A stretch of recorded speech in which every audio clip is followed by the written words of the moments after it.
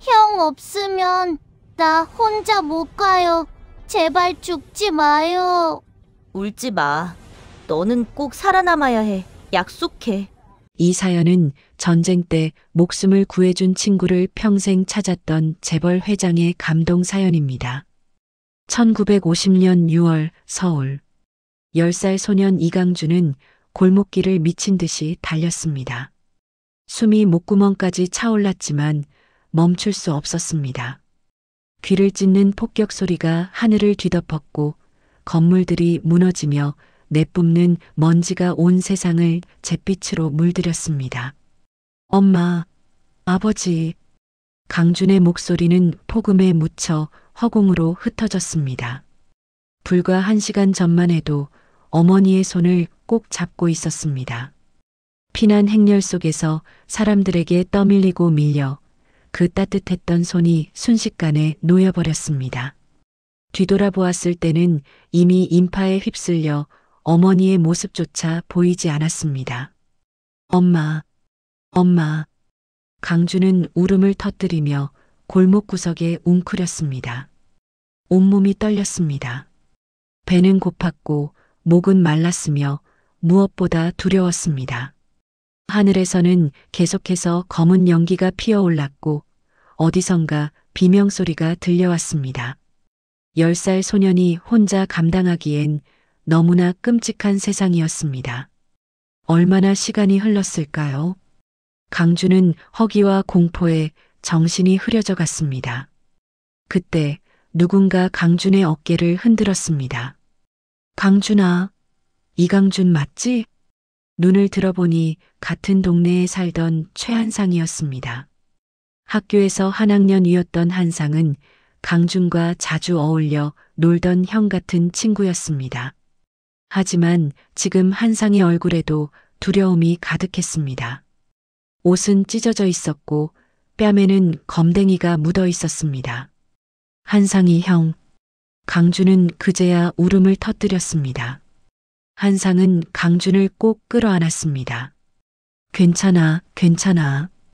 부모님은? 모르겠어요. 손을 놓쳤어요. 사람들한테 떠밀려서. 한상의 얼굴이 굳어졌습니다. 하지만 곧 강준의 손을 꼭 잡으며 말했습니다. 나도 우리 부모님 못 찾았어. 그래도 괜찮아. 우리 같이 가자. 내가 지켜줄게. 어디로요? 남쪽으로. 다들 남쪽으로 간다잖아. 거기 가면 안전할 거야. 11살과 10살. 두 소녀는 서로의 손을 꼭 잡았습니다. 그것이 서로에게 남은 전부였습니다. 그날 밤 두 소녀는 무너진 건물의 지하실에 숨어 있었습니다. 어둠 속에서 멀리 총소리가 들려왔습니다.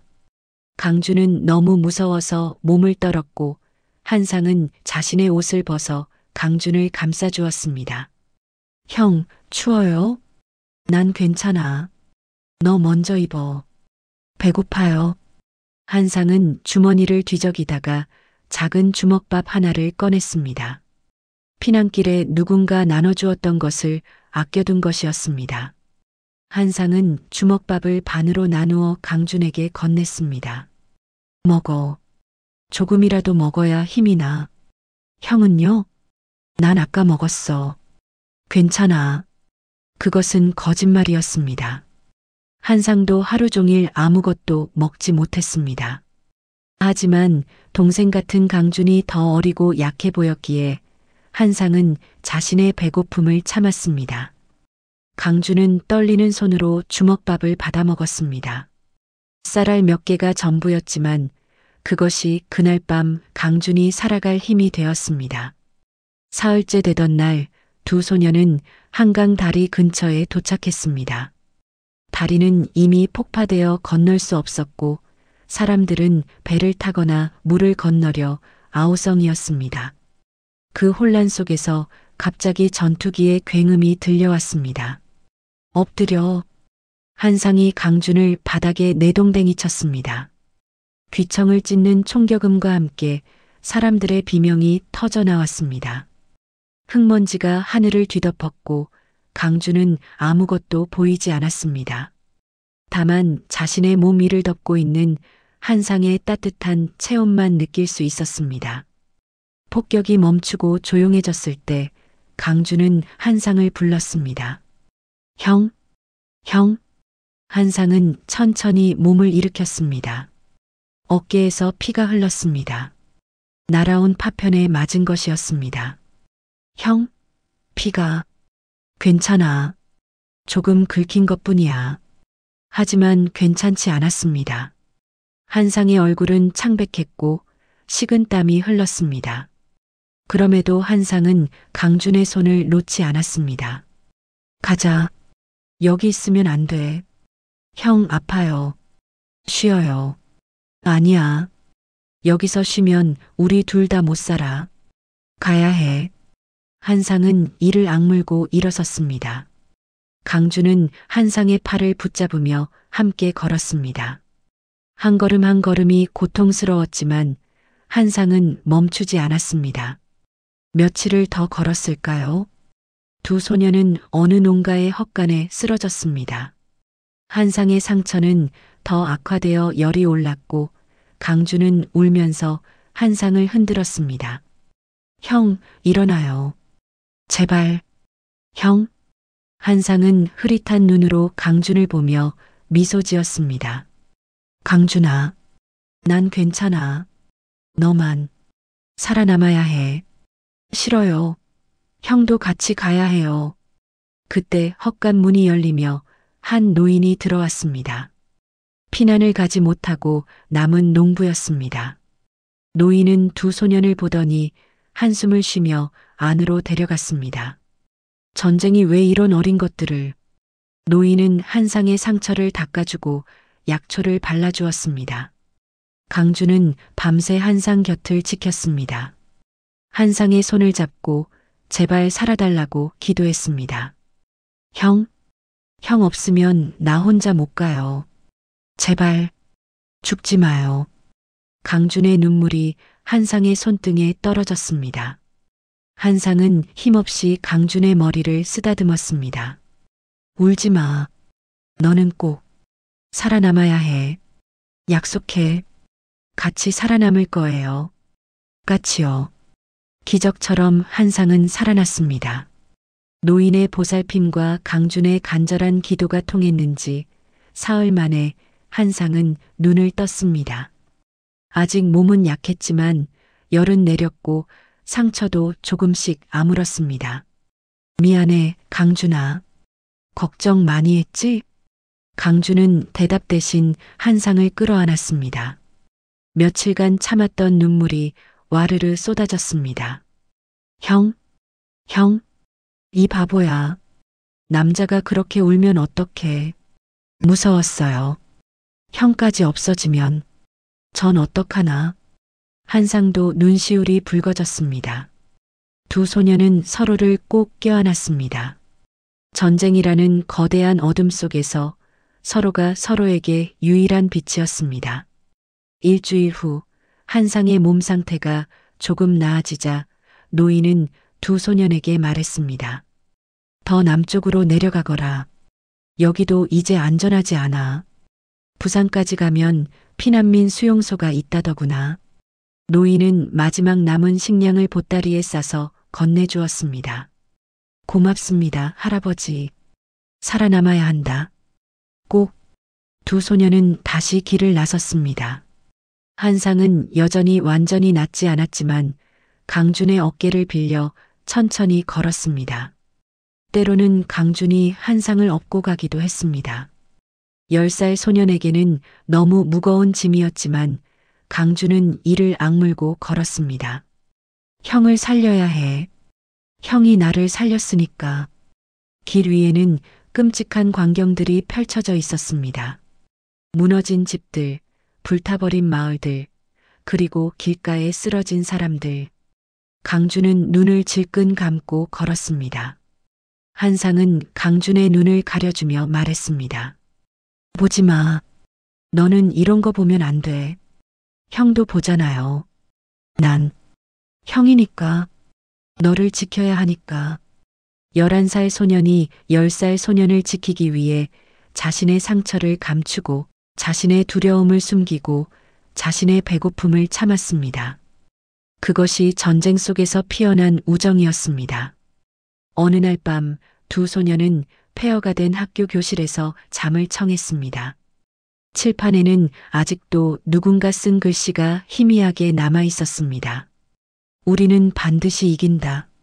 하지만 그 교실 안에는 승리도 희망도 없었습니다. 다만 두려움과 배고픔만이 가득했습니다. 강주는 잠들지 못하고 한상을 바라보았습니다. 한상도 잠들지 못한 채 천장을 바라보고 있었습니다. 형? 응? 우리 살 수 있을까요? 한상은 잠시 침묵했습니다. 그리고 천천히 고개를 끄덕였습니다. 살아야지. 우리 부모님도 살아계실 거야. 다시 만날 수 있어. 정말요? 그래. 그러니까 포기하면 안 돼. 약속해. 약속할게요, 형. 두 소녀는 새끼손가락을 걸었습니다. 어둠 속에서 두 개의 작은 손가락이 서로를 감쌌습니다. 그것은 살아남겠다는, 포기하지 않겠다는, 서로를 지키겠다는 약속이었습니다. 전쟁은 무자비했습니다. 하지만 그 잔인한 시간 속에서도 두 소녀는 서로를 놓지 않았습니다. 한상은 강준을 위해 마지막 남은 빵 한 조각을 나누어 주었고, 강준은 한상을 위해 물을 구하러 위험한 길을 마다하지 않았습니다. 어느 날은 비가 쏟아졌습니다. 두 소녀는 비를 피할 곳도 없이 젖은 채 걸었습니다. 강준은 감기에 걸려 기침을 했고, 한상은 자신의 옷을 벗어 강준을 감싸주었습니다. 형도 추워요. 난 괜찮아. 너는 약하잖아. 전 약하지 않아요. 그래. 우리 강준이가 제일 강하지. 한상은 떨리는 강준을 꼭 안아주었습니다. 두 소년의 체온이 서로를 데워주었습니다. 그렇게 그들은 비를 맞으며 밤을 보냈습니다. 며칠이 더 지나고 두 소년은 드디어 부산에 가까워졌습니다. 사람들은 더 많아졌고 피난민 수용소가 보이기 시작했습니다. 그때 한상이 갑자기 멈춰섰습니다. 강준아. 왜요, 형? 혹시 우리 헤어지게 되더라도. 무슨 소리예요? 만약에 말이야. 만약에 헤어지더라도 우리 꼭 다시 만나자. 약속해. 강준은 고개를 저었습니다. 안 헤어져요. 우리 계속 같이 있을 거예요. 그래도 약속은 해둬야지. 세상 일은 아무도 몰라. 강준은 울먹이며 고개를 끄덕였습니다. 약속해요. 꼭 다시 만나요. 두 소녀는 다시 한번 새끼손가락을 걸었습니다. 그것이 그들이 나눈 마지막 약속이었습니다. 피난민 수용소에 도착한 그날, 혼란 속에서 두 소녀는 헤어졌습니다. 강준은 한상을 찾아 헤맸지만 수천 명의 사람들 속에서 한상을 다시 찾을 수 없었습니다. 형? 최한상? 형? 강준의 목소리는 수많은 소음 속에 묻혀버렸습니다. 그날 강준은 평생 잊을 수 없는 상실을 경험했습니다. 자신을 살린 친구를 목숨을 걸고 지켜준 형을 잃어버린 것이었습니다. 그날 밤 강준은 홀로 울었습니다. 전쟁의 포화 속에서도 참았던 눈물이 그날 밤에는 멈추지 않고 흘러내렸습니다. 1953년 여름, 전쟁이 끝났습니다. 하지만 13살 소년 이강준에게 평화는 오지 않았습니다.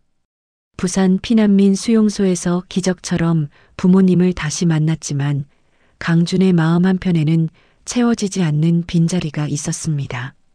최한상, 형? 밤마다 강준은 그 이름을 속삭였습니다. 함께 죽음의 길을 걸었던 친구, 자신의 목숨을 걸고 지켜준 그 소년이 어디에 있는지, 살아있기는 한지 알 수 있는 방법이 없었습니다. 강준의 아버지는 전쟁 전에 작은 무역업을 하던 사람이었습니다. 전쟁으로 모든 것을 잃었지만 다시 일어서기 위해 악착같이 일했습니다. 강준도 학교에 다니면서 아버지의 일을 도왔습니다. 새벽같이 일어나 시장에 나가고 밤늦게까지 장부를 정리했습니다. 하지만 강준은 한 번도 한상을 잊은 적이 없었습니다. 아버지, 전쟁 때 같이 피난 갔던 친구를 찾고 싶어요. 이름이 뭐더냐? 최한상이요. 저보다 1살 많았어요. 아버지는 한숨을 쉬었습니다. 강준아, 전쟁통에 헤어진 사람을 찾는다는 게 쉬운 일이 아니다. 수백만 명이 흩어졌는데 집도 모르고 연락처도 모르면. 알아요. 하지만 그 형이 저를 살렸어요. 형 없었으면 전 여기 없어요. 아버지의 눈시울이 붉어졌습니다. 아들이 전쟁 속에서 얼마나 무서웠을지, 얼마나 외로웠을지 생각하니 가슴이 미어졌습니다.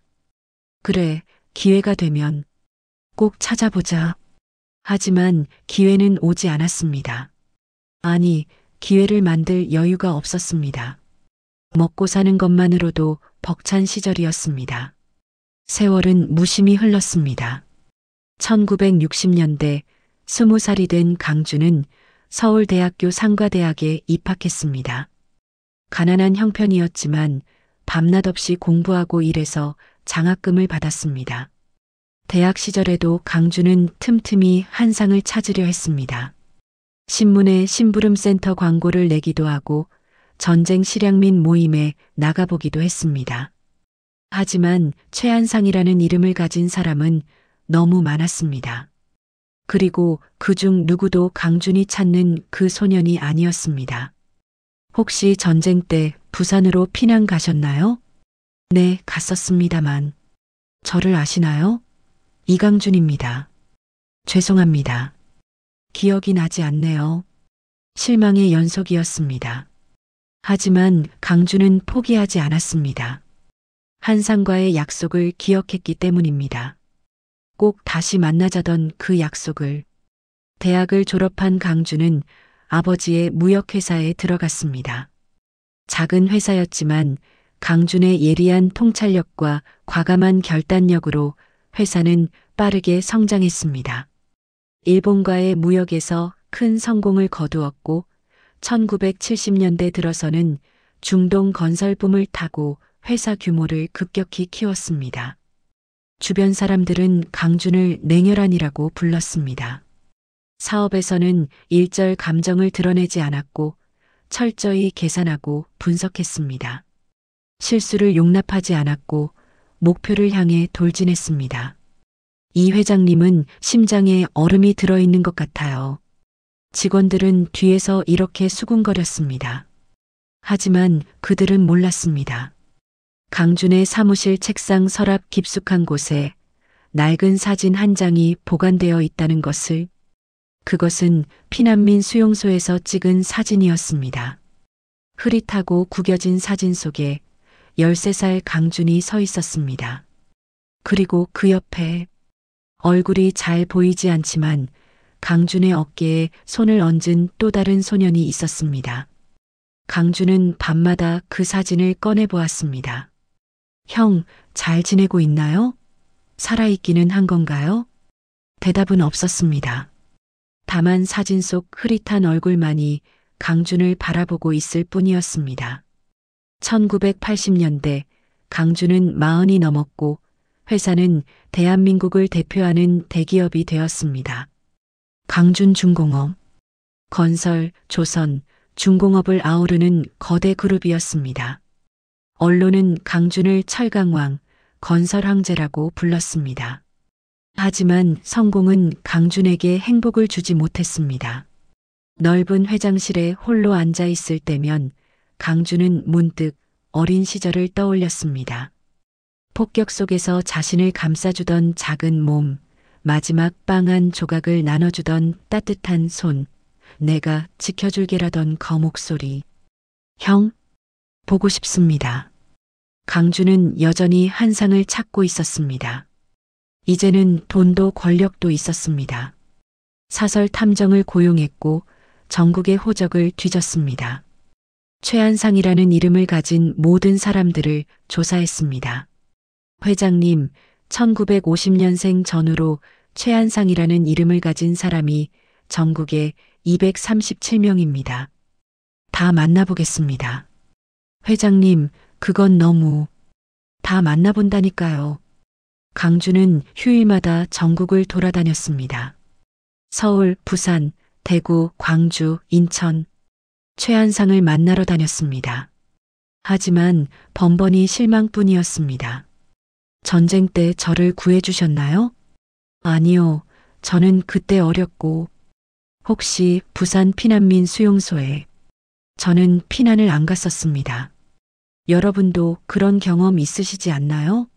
꼭 만나야 할 사람인데 아무리 찾아도 찾을 수 없을 때의 그 답답함을요.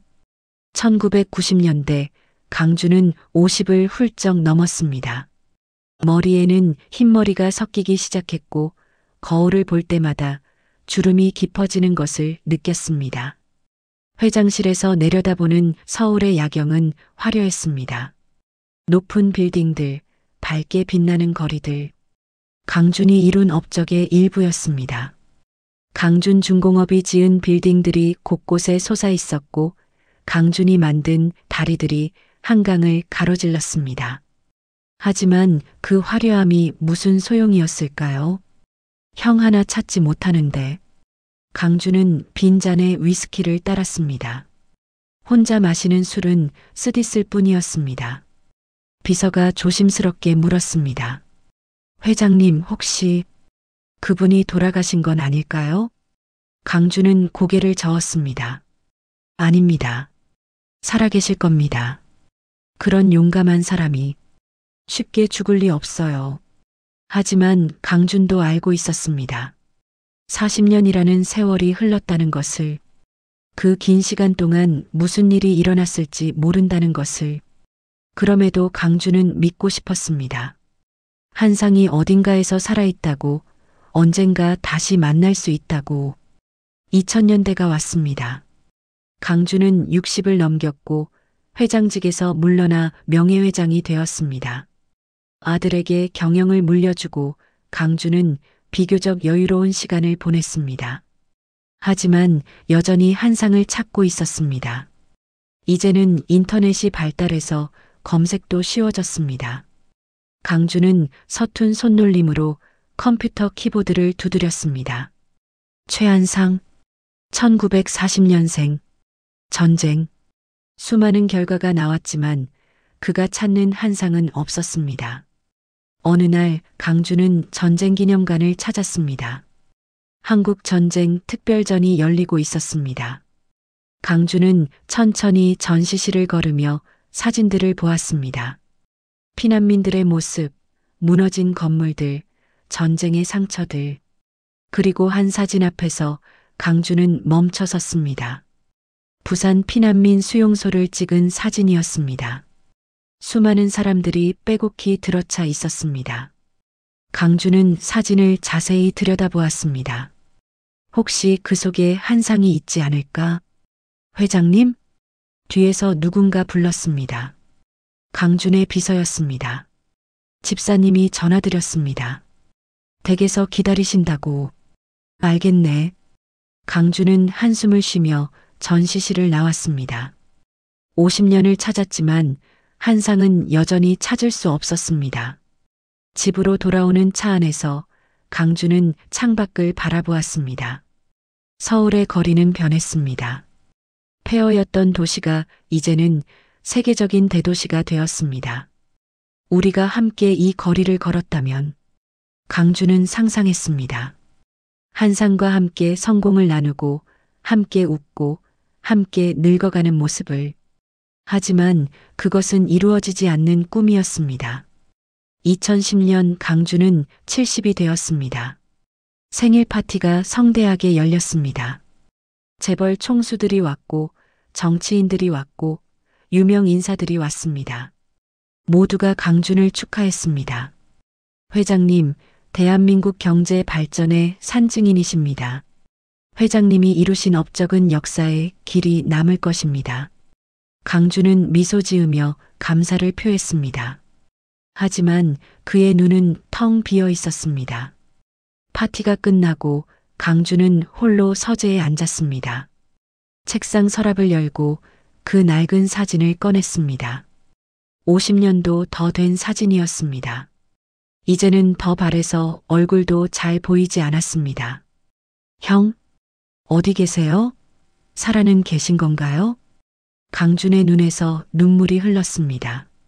70평생을 강인하게 살아온 사람이었지만 이 순간만큼은 그저 한상을 그리워하는 10살 소년이었습니다. 제발 한 번만 더 보고 싶습니다. 고맙다는 말 한 번만 하고 싶습니다. 하지만 대답은 없었습니다. 고요한 서재에는 강준의 흐느낌만이 울려 퍼졌습니다. 여러분, 평생 갚지 못한 은혜가 있으신가요? 강준에게는 그것이 가장 큰 아픔이었습니다. 모든 것을 이루었지만 가장 중요한 한 사람을 찾지 못했습니다. 세상의 부와 명예를 다 가졌지만 어린 시절 자신을 구해준 친구에게 고맙다는 말 한마디 전하지 못했습니다. 밤마다 강준은 기도했습니다. 제발 한 번만 더. 그리고 그 기도는 몇 년 후 예상치 못한 방식으로 이루어지게 됩니다. 하지만 그때는 이미 너무 늦어버린 후였습니다. 여러분, 혹시 오래된 친구의 얼굴을 닮은 사람을 보신 적 있으신가요? 2015년 가을 70이 넘은 강준은 부산 영도의 재건축 현장을 찾았습니다. 전쟁 당시 피난민 수용소가 있던 그곳. 60년이 지났지만 강준은 이곳에 올 때마다 가슴이 먹먹했습니다. 회장님, 현장 책임 엔지니어입니다. 한 남자가 다가왔습니다. 40대 후반의 단정한 인상. 그런데 강준은 그 남자를 보는 순간 멈칫했습니다. 처음 뵙겠습니다. 최현우입니다. 악수를 나누는 순간 강준은 이상한 느낌을 받았습니다. 이 사람의 눈매가 누군가를 닮았습니다. 미소 짓는 모습이, 말투가 어딘가 낯익었습니다. 반갑습니다. 이강준입니다. 현장을 둘러보는 동안 강준은 계속 현우를 힐끔힐끔 쳐다봤습니다. 현우가 주민들을 대하는 모습을 보며 강준은 더욱 이상한 느낌에 사로잡혔습니다. 할머니, 이사 걱정 마세요. 저희가 끝까지 도와드릴게요. 아이고, 고맙네. 자네 참 따뜻한 사람이구만. 그 장면을 보며 강준은 가슴 한편이 저려왔습니다. 저렇게 사람들을 대하던 누군가가 있었습니다. 60년 전 어린 강준을 살펴주던 그 소년처럼. 현장 시찰이 끝나고 강준과 현우는 함께 차를 마셨습니다. 이 동네에 애착이 있어 보이시는데요. 강준이 물었습니다. 현우는 잠시 창밖을 바라보다가 조용히 말했습니다. 사실 저희 아버지가 어린 시절을 이곳에서 보내셨습니다. 그러세요? 네, 전쟁 때 피난 오셔서요. 부모님을 잃고 혼자, 아니, 친구 한 명과 함께 이곳까지 오셨대요. 강준의 찻잔을 든 손이 미세하게 떨렸습니다. 전쟁 때 친구와 함께요? 네, 아버지보다 1살 어렸던 친구였다고 합니다. 함께 피난길을 걸었대요. 폭격 속에서, 굶주림 속에서 서로 의지하며 살아남으셨다고. 현우의 목소리가 조금 떨렸습니다. 아버지는 평생 그 친구 이야기를 하셨습니다. 돌아가시기 전날까지도. 강준은 숨을 참았습니다. 심장이 너무 빨리 뛰어서 말을 할 수가 없었습니다. 그 친구분은 다시 만나셨습니까? 아니요. 현우가 고개를 저었습니다. 전쟁 끝나고 헤어지셨는데 그 후로 한 번도 못 만나셨습니다. 아버지는 평생 찾으셨어요. 신문에도 심부름센터 광고를 내시고 사람들 만날 때마다 물어보시고. 그분 성함이. 강준의 목소리가 떨렸습니다. 최한상입니다. 2년 전에 돌아가셨어요. 그 순간 강준의 세상이 멈춰버렸습니다. 최한상, 60년을 찾았던 그 이름. 강준은 찻잔을 놓으며 손으로 입을 막았습니다. 눈물이 쏟아질 것 같았습니다. 회장님, 괜찮으세요? 현우가 놀라서 물었습니다. 강준은 한참을 말을 하지 못했습니다. 그러다 떨리는 손으로 지갑을 꺼냈습니다. 60년 넘게 간직했던 낡은 사진을 조심스럽게 꺼내 현우에게 내밀었습니다. 이 사진을 보시겠습니까? 현우는 사진을 받아들었습니다. 흐릿한 흑백 사진. 2명의 어린 소년이 서 있었습니다. 현우의 얼굴이 창백해졌습니다. 이건 아버지 맞습니다. 강준의 목소리가 떨렸습니다. 그리고 이 옆에 아이가 저입니다. 마이너스. 침묵이 흘렀습니다. 현우는 사진을 들여다보고 강준을 보고 다시 사진을 들여다봤습니다. 회장님이 그 친구 아버지가 찾으시던 네, 저입니다. 당신 아버지 한상 형이 저를 살렸습니다. 강준은 더 이상 참을 수 없었습니다. 눈물이 볼을 타고 흘러내렸습니다. 60년을 찾았습니다. 60년을. 하지만 2년 늦었군요. 현우도 눈물을 흘리기 시작했습니다. 아버지께서 회장님을 그렇게 찾으셨는데 저도 매일 찾았습니다. 강준은 흐느끼며 말했습니다. 사설 탐정을 고용하고 전국을 돌아다니고 최한상이라는 이름을 가진 사람은 다 만나봤습니다. 하지만 찾을 수 없었습니다. 왜 못 만나셨을까요? 현우가 울먹이며 물었습니다. 강준은 고개를 저었습니다. 모르겠습니다. 어쩌면 우리는 같은 하늘 아래 살면서도 엇갈렸던 것 같습니다. 제가 부산에 갔을 때 형은 서울에 있었고 제가 서울에 있을 때 형은 부산에 있었던 거겠죠. 아버지께서 이 일기장을 남기셨습니다. 현우가 가방에서 낡은 공책을 꺼냈습니다. 제가 읽어도 됩니까? 그러세요. 아버지께서도 원하셨을 겁니다. 강준은 떨리는 손으로 일기장을 펼쳤습니다. 1965년 3월 5일. 오늘도 강준이를 찾지 못했다. 서울역 근처에서 하루 종일 사람들에게 물어봤지만 아무도 모른다고 했다. 강준아, 너는 어디 있니? 잘 살고 있니? 1970년 8월 15일. 광복절이다. 강준이와 함께 이날을 맞이하고 싶었다. 우리가 살아남은 것도 기적 같은 일인데 다시 만나지 못하다니. 강준아, 나는 괜찮으니까 너는 행복하게 살아. 1980년 6월 20일. 오늘 신문에서 이강준이라는 이름을 봤다.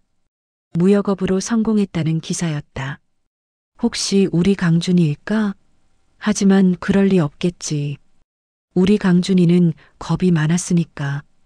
그래도 같은 이름이라니 기분이 좋다.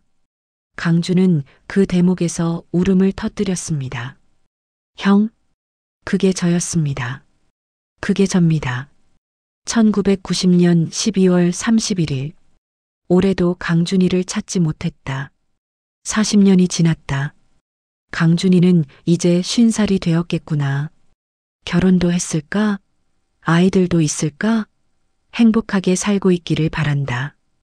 2000년 1월 1일. 새로운 천년이다.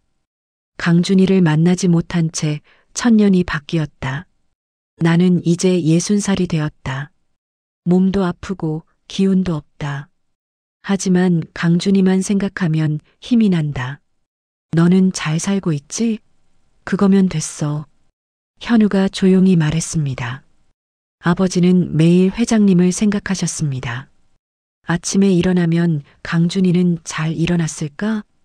밥을 먹으면 강준이는 잘 먹고 있을까? 항상 그랬습니다. 저도 매일 형을 생각했습니다. 강준은 일기장을 넘겼습니다. 2010년 5월 10일. 오늘 또 이강준이라는 이름을 신문에서 봤다. 대기업 회장이란다. 우리 강준이 이름이랑 똑같네. 우리 강준이도 이렇게 성공했으면 좋겠다. 아니, 성공하지 못해도 괜찮아. 그냥 건강하게, 행복하게 살고 있으면 그것만으로 충분해. 형? 강준은 일기장을 가슴에 안았습니다. 그게 접니다. 그게 접니다, 형. 제가 바로 옆에 있었는데. 신문에 나온 그 이강준이 접니다.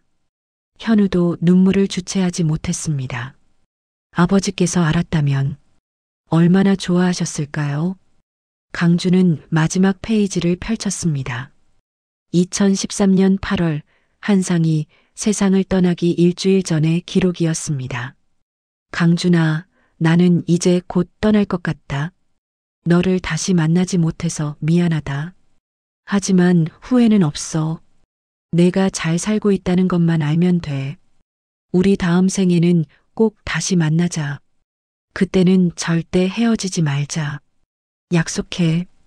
너를 만난 것은 내 인생 최고의 행운이었어. 고마워, 강준아. 사랑한다. 강준은 일기장을 덮으며 소리내어 울었습니다. 70이 넘은 노인이 대한민국을 대표하는 기업의 회장이 아이처럼 울었습니다. 형, 저도 사랑합니다. 형이 없었으면 전 여기 없었습니다. 고맙습니다. 정말 고맙습니다. 현우는 아버지 일기장과 강준 회장의 모습을 번갈아 보며 울었습니다. 60년을 서로를 그리워하며 살았던 두 사람. 너무 가까이 있었지만 끝내 만나지 못했던 두 친구. 회장님, 한참 후 현우가 조심스럽게 말했습니다. 아버지 산소에 함께 가시겠습니까? 강준은 눈물을 닦으며 고개를 끄덕였습니다. 네, 가야죠. 이제야 60년 만에 형을 만나러 가야죠. 두 사람은 일어났습니다. 강준은 한상의 일기장을 조심스럽게 가슴에 안았습니다. 창밖으로 부산 바다가 보였습니다. 60년 전 두 소년이 함께 봤던 그 바다였습니다. 형, 기다려요. 제가 갑니다. 이제야 늦었지만 갑니다. 강준의 속삭임이 바람에 실려 날아갔습니다. 여러분, 평생 한 사람을 그리워하며 산다는 게 어떤 의미일까요? 두 친구는 60년을 서로를 생각하며 살았습니다. 같은 하늘 아래, 같은 시간 속에서 서로를 그리워하며. 하지만 끝내 만나지 못했습니다. 이제 강준은 그 친구를 만나러 갑니다. 비록 무덤 앞에서지만. 이틀 후 강준과 현우는 경기도 파주의 한 공원묘지로 향했습니다. 차 안은 조용했습니다. 강준은 창밖을 바라보며 60년 전을 떠올렸습니다. 폭격 속에서 자신을 감싸주던 작은 몸, 마지막 빵 한 조각을 나눠주던 따뜻한 손. 회장님, 거의 다 왔습니다. 현우의 목소리에 강준은 고개를 돌렸습니다. 가슴이 두근거렸습니다. 60년을 기다렸던 만남이었지만 동시에 가장 두려운 만남이기도 했습니다. 묘지에 도착했습니다. 가을 햇살이 따스하게 내리쬐는 언덕을 올라갔습니다. 그리고 그곳에 소박한 묘비 하나가 서 있었습니다. 최한상, 1940년 3월 5일 - 2013년 8월 12일. 강준은 그 앞에서 멈춰 섰습니다. 다리에 힘이 풀려 주저앉을 것 같았습니다. 현우가 강준의 팔을 붙잡아 주었습니다. 천천히 하세요, 회장님. 강준은 무릎을 꿇고 땅에 손을 짚었습니다. 그리고 묘비를 쓰다듬었습니다. 차갑고 딱딱한 돌이었지만 강준에게는 한상의 체온이 느껴지는 것 같았습니다. 형, 제가 왔습니다. 60년 만에 왔습니다. 강준의 목소리가 떨렸습니다. 늦어서 정말 죄송합니다. 형이 살아계실 때 오지 못해서 미안합니다. 눈물이 쏟아졌습니다. 강주는 이마를 땅에 대고 절을 올렸습니다. 한 번, 두 번, 세 번. 70이 넘은 노인의 절이었지만 그 마음만큼은 10살 소년의 것이었습니다. 한참을 그렇게 있다가 강주는 천천히 몸을 일으켰습니다. 현우가 묘 앞에 돗자리를 깔고 준비해온 음식을 차렸습니다. 아버지, 손님 오셨어요. 현우가 조용히 말했습니다. 강준이 삼촌이요. 아버지가 평생 찾으시던 그 친구 오셨어요. 강준은 소주 한 병을 따서 묘 앞에 부었습니다. 형, 한 잔 받으세요. 60년 전에 못 나눠 마신 술, 이제야 나눕니다. 그리고 자신도 한 잔을 따라 단숨에 들이켰습니다. 목이 타는 것 같았지만 눈물 때문인지 술 때문인지 알 수 없었습니다. 현우 씨, 강준이 조용히 말했습니다. 아버님이 어떻게 사셨는지 말씀해 주시겠습니까? 전 아무것도 모릅니다. 형이 어떻게 사셨는지, 행복하셨는지, 힘드셨는지. 현우는 잠시 망설이다가 천천히 이야기를 시작했습니다. 아버지는 평범한 분이셨습니다. 전쟁 후 부산에서 막노동으로 시작하셨어요. 돈을 모아 서울로 올라와 야간 기술학교를 다니셨고 건축기술자가 되셨죠. 힘드셨겠습니다. 네, 쉽지 않으셨을 겁니다. 하지만 아버지는 한 번도 불평하지 않으셨어요. 오히려 내가 살아있다는 것만으로도 감사하다고 하셨습니다. 현우의 목소리가 떨렸습니다. 아버지는 늘 말씀하셨어요. 전쟁 때 같이 있던 친구 덕분에 살았다. 그 친구가 있어서 포기하지 않았다고요. 강주는 고개를 숙였습니다. 제가 뭘 했다고. 오히려 형이 절 살렸는데 아버지는 그렇게 생각 안 하셨습니다. 강준이가 있어서 나도 힘을 냈다. 혼자였으면 못 버텼을 것이라고 하셨어요. 현우는 계속 이야기했습니다. 아버지는 1970년에 어머니를 만나셨습니다. 어머니도 전쟁 고하셨어요. 두 분은 서로의 아픔을 이해하는 사이였죠. 좋은 분을 만나셨군요. 네, 어머니는 착한 분이셨습니다. 가난했지만 행복하게 사셨어요. 제가 태어나고 동생이 태어나고 비록 작은 집이었지만 따뜻했습니다. 현우가 잠시 말을 멈췄습니다. 하지만 아버지는 늘 미안해하셨습니다. 어머니와 자식들에게 더 좋은 것을 해주지 못한다고. 특히 제가 대학 갈 때 등록금이 없어서 아버지가 밤낮으로 일하셨어요. 그러셨습니까? 네, 낮에는 건설 현장에서 일하시고 밤에는 경비 일을 하셨습니다. 그렇게 모은 돈으로 저를 대학 보내주셨어요. 강준의 눈에서 다시 눈물이 흘렀습니다. 제가 알았더라면, 제가 회사를 일찍 키웠더라면, 형을 찾았더라면, 회장님, 그건 회장님 잘못이 아닙니다. 현우가 말했습니다. 아버지는 행복하셨어요. 가난했지만 자식들이 건강하게 자라는 걸 보며 행복해 하셨습니다. 이것만으로도 충분하다고 늘 말씀하셨어요. 현우는 이야기를 이어갔습니다. 아버지는 남을 돕는 걸 좋아하셨습니다. 그러셨습니까? 네, 현장에서 일하시면서 어려운 인부들을 많이 도우셨어요. 품삯을 제때 못 받은 사람이 있으면 아버지가 먼저 나서서 원청업체와 싸우기도 하셨죠. 형답습니다. 강준이 미소 지으며 눈물을 닦았습니다. 어릴 때도 그랬습니다. 약한 아이들을 늘 돌봐주셨어요. 저도 그중 하나였고요. 현우가 고개를 끄덕였습니다. 동네에서도 아버지를 많이 따랐습니다. 어려운 이웃이 있으면 먼저 찾아가셨어요. 돈이 없어도 손재주가 있으니까 집 고쳐주시고 가구 만들어주시고. 돈은 받으셨습니까? 아니요. 한 푼도 안 받으셨습니다. 서로 돕고 사는 게 인생이다라고 하셨어요. 강주는 한숨을 쉬었습니다. 그러니까 평생 가난하셨겠죠. 그렇습니다. 하지만 아버지는 부자보다 행복하셨을 겁니다. 현우가 조용히 말했습니다. 아버지 장례식 때 동네 사람들이 다 오셨어요. 수백 명이 모였습니다. 다들 울면서 좋은 분이셨다, 은인이셨다고 하셨어요. 그때 저는 알았습니다. 아버지가 얼마나 많은 사람들에게 사랑받았는지. 1995년에 아버지가 큰 사고를 당하셨습니다. 현우의 목소리가 낮아졌습니다.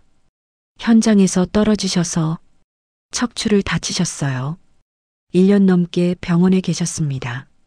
그때 강준이 떠올렸습니다. 1995년 자신은 회사 확장에 여념이 없었습니다. 전국을 돌아다니며 새 프로젝트를 따냈고 언론 인터뷰도 많이 했습니다. 바로 그때 한상은 병원 침대에 누워 있었던 것입니다. 그때부터 아버지는 더 이상 현장 일을 못 하셨습니다. 다리를 절게 되셨고 허리도 아프셨어요.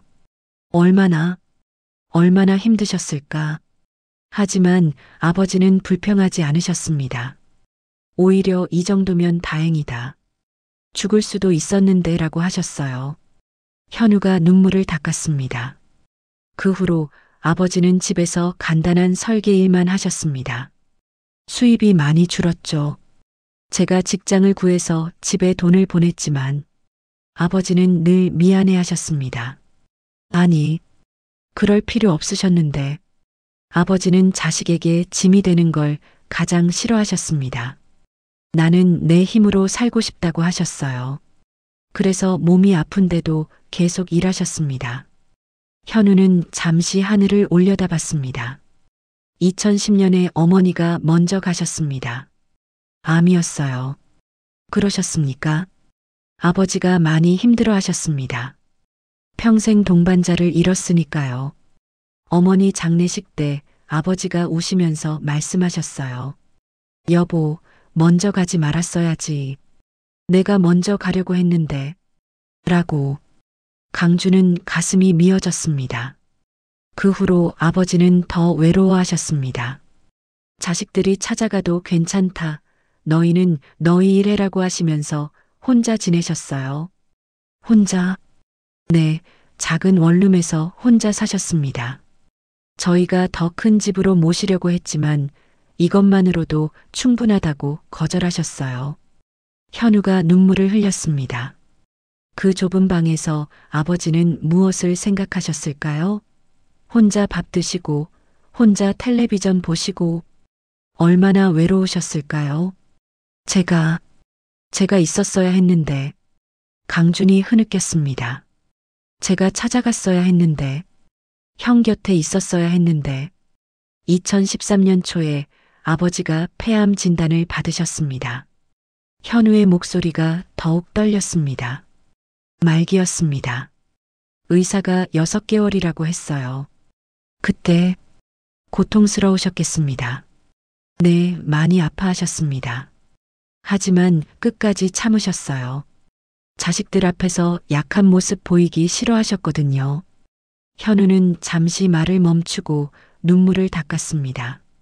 마지막 한 달은 병원에 계셨습니다. 저는 매일 퇴근 후에 병원에 갔어요.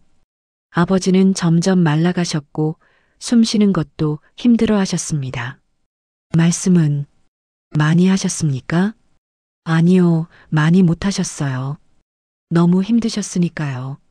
하지만 가끔씩 옛날 이야기를 하셨습니다. 현우가 강준을 바라보았습니다. 전쟁 때 이야기요. 강준이 삼촌 이야기를 하셨어요. 뭐라고 하셨습니까? 강준이는 착한 아이였어. 겁이 많았지만 용감했어. 나를 믿고 따라왔잖아 라고 하셨습니다. 강준은 울음을 터뜨렸습니다. 형? 강준이가 잘 살고 있으면 그것만으로 충분해라고 하셨어요. 그게 아버지 마지막 말씀이었습니다. 현우도 울었습니다. 8월 12일 새벽 아버지가 가셨습니다.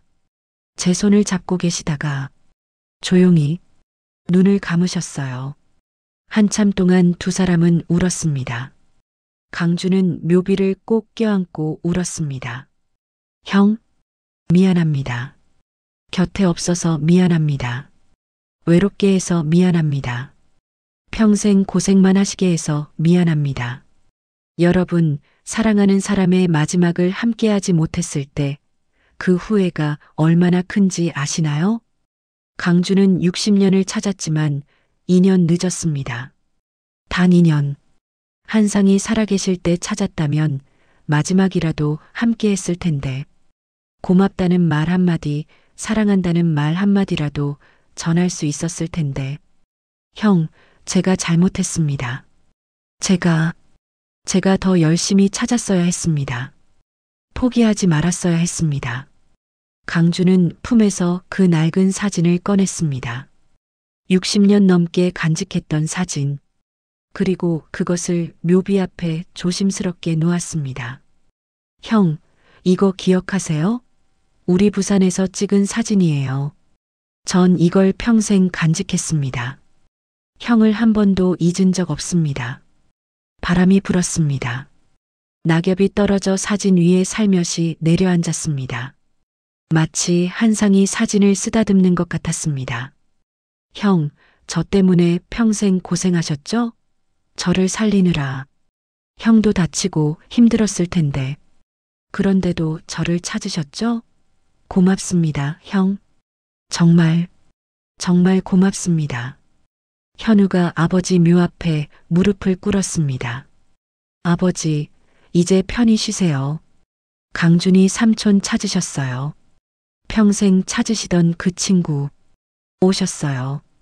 이제 외롭지 않으시죠? 해가 저물기 시작했습니다. 석양이 묘지를 붉게 물들였습니다. 강주는 천천히 일어나며 마지막으로 묘비를 쓰다듬었습니다. 형, 자주 올게요. 이제 어디 계신지 아니까. 혼자 두지 않을게요. 약속합니다. 두 사람은 천천히 묘를 내려왔습니다. 뒤돌아보니 석양 속에 묘비가 빛나고 있었습니다. 형, 다음 생에서는 꼭 다시 만나요. 그때는 절대 헤어지지 말아요. 강준의 속삭임이 바람에 실려 날아갔습니다. 60년을 그리워했던 두 친구. 한 사람은 떠났지만 남은 사람은 이제 그 은혜를 갚을 방법을 생각하기 시작했습니다. 비록 늦었지만 아직 할 수 있는 일이 있었습니다. 묘소를 다녀온 후 강주는 며칠 동안 아무 일도 할 수 없었습니다. 사무실에 앉아 있어도 한상의 얼굴만 떠올랐습니다. 회의 중에도 식사 중에도 잠자리에 누워서도 60년을 그리워했던 친구를 이제는 영영 만날 수 없다는 사실이 가슴을 짓눌렀습니다. 회장님, 괜찮으십니까? 비서가 걱정스럽게 물었습니다. 괜찮지 않습니다. 강준이 솔직하게 대답했습니다. 평생의 빚을 갚지 못했습니다. 어떻게 괜찮을 수 있겠습니까? 그날 밤 강준은 한상의 일기장을 다시 펼쳤습니다. 한 장 한 장 읽으며 친구가 어떻게 살았는지, 무엇을 생각했는지 알아갔습니다. 그리고 마지막 페이지에서 강준은 멈췄습니다. 강준아, 나는 후회 없이 살았다. 내가 어딘가에서 행복하게 살고 있다면 그것만으로도 내 인생은 의미가 있어. 부탁이 하나 있다면 내 아들 현우를 잘 봐주면 좋겠어. 착한 아이야. 고생만 하며 자랐지만 바르게 컸어. 내가 만나면 좋아할 거야.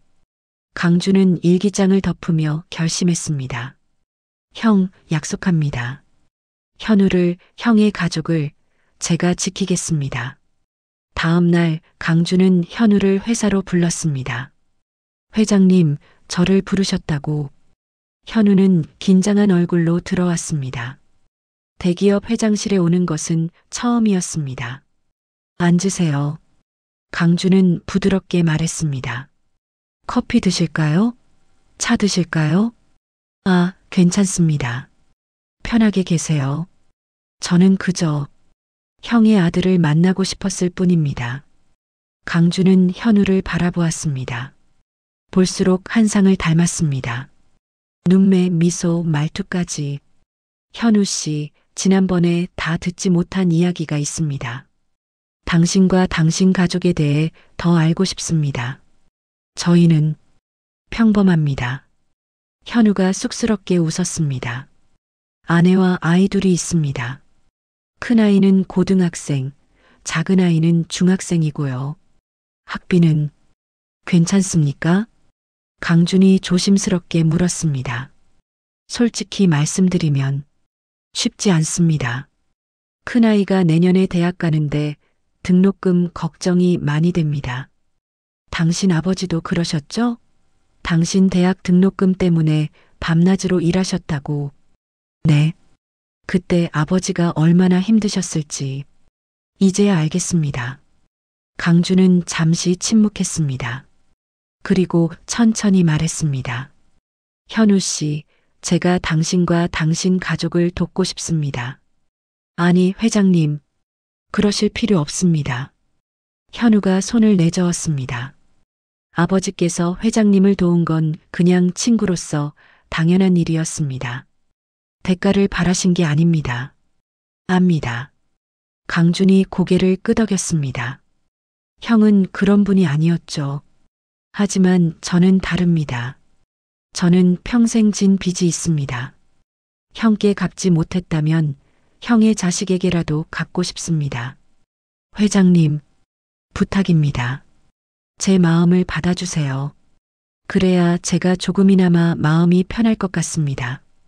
그날부터 강주는 현우의 가족을 돌보기 시작했습니다. 큰아이의 대학 등록금을 지원했고 작은아이의 학원비도 대주었습니다. 현우의 아내가 아프다는 소식을 듣고는 좋은 병원을 소개해 주었습니다. 회장님, 너무 과분합니다. 현우가 사무실을 찾아와 말했습니다. 이렇게까지 해주시면 저희가 부담스럽습니다. 부담 갖지 마세요. 강준이 미소 지었습니다. 이건 당신을 위한 게 아닙니다. 형을 위한 겁니다. 그리고 저를 위한 것이기도 합니다. 저를 위해서요? 네, 이렇게라도 해야 제 마음이 조금 편합니다. 60년 동안 갚지 못한 빚이 있으니까요. 강주는 창밖을 바라보았습니다. 당신 아버지는 평생 남을 도우며 사셨습니다. 하지만 정작 본인은 어렵게 사셨죠.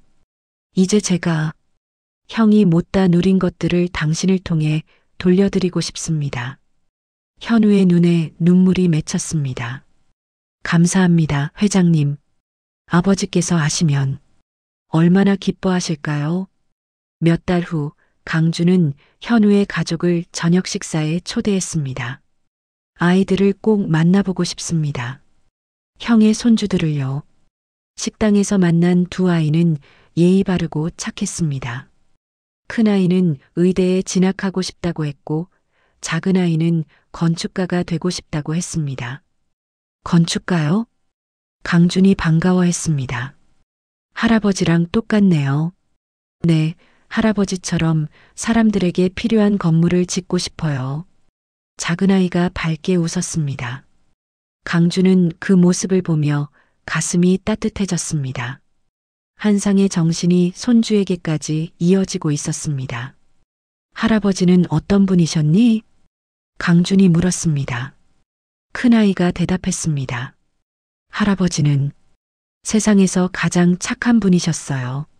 아프셨는데도 저희한테 용돈 주시려고 하시고 저희 이야기 들어주시고 할아버지가 늘 말씀하셨어요. 작은아이가 덧붙였습니다. 남을 도우며 살아라. 그게 진짜 행복이다라고요. 강주는 눈물을 참았습니다. 한상은 가난했지만 자식과 손주들에게 가장 소중한 것을 남겼습니다. 바로 따뜻한 마음이었습니다. 식사를 마치고 강주는 현우에게 봉투 하나를 건넸습니다. 이건 뭡니까? 열어보세요. 현우가 봉투를 열자 안에는 서류가 들어 있었습니다. 장학재단 설립 계획서였습니다. 최한상 장학재단. 현우가 놀라서 강준을 보았습니다. 회장님, 이게 형의 이름으로 장학재단을 만들려고 합니다. 강준이 설명했습니다. 어려운 환경에서 자라는 아이들을 돕는 재단입니다. 형처럼 전쟁고아였거나 가난한 가정의 아이들에게 장학금을 주려고 합니다. 회장님, 형은 평생 남을 도우며 사셨습니다. 그 정신을 이어가고 싶습니다. 형의 이름으로 더 많은 아이들을 돕고 싶습니다. 현우는 서류를 보며 눈물을 흘렸습니다. 아버지께서 정말 기뻐하실 겁니다. 그리고 이 재단의 이사로 당신이 함께 해주셨으면 합니다. 제가요? 네, 당신은 형의 아들입니다. 형의 정신을 가장 잘 아는 사람이죠. 함께 이 재단을 키워갔으면 좋겠습니다. 현우는 고개를 끄덕였습니다. 감사합니다. 제가 최선을 다하겠습니다. 2016년 봄, 최한상 장학재단 설립식이 열렸습니다. 언론이 몰려왔고 많은 사람들이 참석했습니다. 하지만 강준에게 가장 중요한 손님은 따로 있었습니다. 현우와 그의 가족, 그리고 한상의 묘에서 가져온 사진 한 장. 형, 오늘 형의 이름으로 재단을 시작합니다. 강준은 단상에 서서 말했습니다. 제 친구 최한상은 평생 남을 도우며 살았습니다. 가난했지만 마음만은 부자였습니다. 저는 그 친구에게 평생의 빚을 졌습니다. 강준의 목소리가 떨렸습니다. 그 빚을 이제 갚으려 합니다. 비록 늦었지만 이렇게라도 갚고 싶습니다. 이 재단을 통해 형의 따뜻한 마음이 더 많은 사람들에게 전해지기를 바랍니다. 박수가 터져 나왔습니다. 강준은 한상의 사진을 바라보며 속삭였습니다. 형, 이제 조금 마음이 편해질 것 같습니다. 그 후 몇 년 동안 최한상 장학재단은 수백 명의 학생들을 도왔습니다. 전쟁고아의 후손들, 가난한 집 아이들, 꿈을 포기하려던 청소년들. 재단은 그들에게 희망을 주었습니다. 강준은 매년 장학금 수여식에 참석했습니다. 학생들 한 명 한 명과 악수하며 격려의 말을 건넸습니다. 포기하지 마세요. 당신들에게는 가능성이 있습니다. 저처럼 어려웠던 사람도 여기까지 왔습니다. 당신들도 할 수 있습니다. 학생들은 강준의 말에 힘을 얻었습니다. 그리고 강준은 그들의 눈빛에서 한상의 모습을 보았습니다. 어려움 속에서도 포기하지 않는 용기, 서로를 돕는 따뜻함. 형, 보고 계시죠? 형의 정신이 이렇게 이어지고 있습니다. 2020년 강준은 75이 되었습니다. 현우는 이제 재단의 상임이사가 되어 열심히 일하고 있었습니다. 현우의 큰아이는 의사가 되어 무료진료 봉사를 하고 있었고, 작은아이는 건축학과에 다니며 저소득층을 위한 주택 설계를 공부하고 있었습니다. 한상의 정신은 이렇게 세대를 넘어 이어지고 있었습니다. 어느 날 강준은 다시 한상의 묘를 찾았습니다. 형, 잘 지내셨어요? 강준은 묘 앞에 앉아 소주를 따랐습니다. 형 덕분에 저는 여기까지 왔습니다. 그리고 형 덕분에 많은 사람들이 희망을 찾았습니다. 바람이 불었습니다. 따뜻한 봄바람이었습니다. 형, 고맙습니다. 평생 고맙다고 말하고 싶었는데 이제야 말하네요. 정말 고맙습니다. 강준은 묘비를 쓰다듬었습니다. 다음 생에 꼭 다시 만나요. 그때는 절대 헤어지지 말아요. 약속해요, 형. 여러분께 묻고 싶습니다. 여러분에게도 잊지 못하는 은인이 있으신가요? 한 번쯤 감사하다고 말하지 못한 사람이 있으신가요? 강준은 60년을 기다렸지만 결국 2년 늦었습니다. 하지만 그는 포기하지 않았습니다.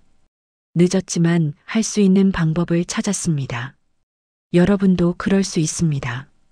늦었다고 생각하지 마세요. 지금이라도 괜찮습니다. 감사하다고 말하고 싶은 사람이 있다면 오늘 전화하세요. 보고 싶은 사람이 있다면 지금 찾아가세요. 시간은 기다려주지 않습니다. 강준처럼 평생 후회하며 살지 마세요. 그리고 또 하나, 여러분도 누군가의 최한상이 될 수 있습니다. 작은 친절, 따뜻한 말 한마디, 도움의 손길 하나, 그것이 누군가의 인생을 바꿀 수 있습니다. 60년이 지나도 세대를 넘어서도 그 온기는 계속 이어집니다. 한상은 가난했지만 세상에서 가장 부자였습니다. 왜냐하면 그는 사랑을 나눴으니까요. 그리고 그 사랑은 아들에게, 손주에게, 그리고 수백 명의 장학생들에게 이어졌습니다. 여러분의 따뜻함도 그렇게 이어질 것입니다. 힘든 시기를 보내고 계신가요? 외롭고 지치셨나요? 포기하지 마세요. 강준도 전쟁 속에서 살아남았고 한상도 가난 속에서 희망을 잃지 않았습니다. 여러분도 할 수 있습니다. 그리고 기억하세요. 여러분 곁에는 반드시 최한상이 있습니다. 여러분을 지켜주는 누군가, 여러분을 응원하는 누군가. 보이지 않아도 멀리 있어도 그들은 여러분을 생각하고 있습니다. 여러분도 누군가의 이강준이 되어주세요. 받은 사랑을 기억하고 그것을 다른 사람에게 나눠주세요. 그렇게 우리는 함께 더 따뜻한 세상을 만들어갈 수 있습니다. 오늘, 지금, 이 순간, 사랑하는 사람에게 전화하세요. 고맙다고 말하세요. 안부를 물어보세요. 그리고 여러분 자신도 사랑하세요. 여러분은 소중한 사람입니다. 누군가에게는 최한상이고 누군가에게는 이강준입니다. 여러분, 힘내세요. 여러분은 혼자가 아닙니다. 2025년 가을, 80이 된 강준은 여전히 장학금 수여식에 참석합니다. 지팡이를 짚고 천천히 걷지만 그의 눈빛은 여전히 따뜻합니다. 학생들에게 장학금을 전하며 그는 매번 같은 말을 합니다. 포기하지 마세요. 여러분에게는 가능성이 있습니다. 그리고 받은 사랑을 꼭 다른 사람에게 나눠주세요. 집으로 돌아가는 차 안에서 강준은 창밖을 바라봅니다. 형, 우리 잘하고 있죠? 바람이 대답하는 것 같습니다. 그래, 강준아. 잘하고 있어. 고마워. 강준은 미소 지으며 눈을 감습니다. 평생의 빚을 갚았습니다. 이제는 편안합니다. 그리고 언젠가 다시 만날 그날을 기다립니다.